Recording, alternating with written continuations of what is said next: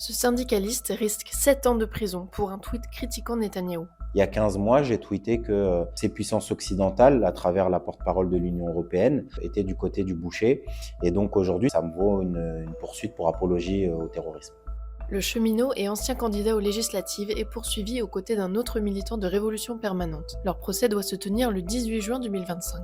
En avril 2024, Anas Kazib avait été auditionné par la police antiterroriste au sujet de ce tweet. Ça devrait inquiéter toutes les personnes qui ont au moins un minimum de sensibilité vis-à-vis des libertés démocratiques dans ce pays. On ne peut pas en fait convoquer des militants politiques en leur demandant c'est quoi pour vous le Fatah? Qu'est-ce que c'est que le Hamas? Qu'est-ce que veut dire résistance palestinienne? C'est des questions éminemment politiques. Moi, je me suis rendu compte à quel point en fait on utilisait le pouvoir policier et judiciaire aujourd'hui avec ce procès-là pour essayer d'intimider et faire de la chasse aux militants politiques. Et ce qu'on essaye de faire à travers moi, c'est aussi de dire à tout le monde, taisez-vous. Taisez-vous parce que si vous voulez prendre part aux côtés du peuple palestinien, voilà ce qui va vous arriver. C'est des procès, c'est des convocations en garde à vue, etc. etc. C'est moi qui risque 7 ans de prison et plus de 100 000 euros d'amende.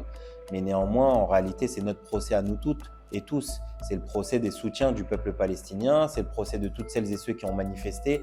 Je veux dire, on a vu pendant les 15 mois qui viennent de s'écouler des personnes qui ont été poursuivies pour apologie, des amendes, des interdictions de manifestations, de meetings politiques. Je pense notamment à mon camarade Jean-Paul Delescaux, le secrétaire de l'UD-CGT du Nord, qui même s'il a fait appel, a été condamné à 1 mois de sursis pour un tract syndical. La plainte a été déposée par la Jeunesse française juive, une organisation sioniste qui conteste le nombre de Palestiniens tués par Israël à Gaza et accuse les médias français de relayer la propagande du Hamas.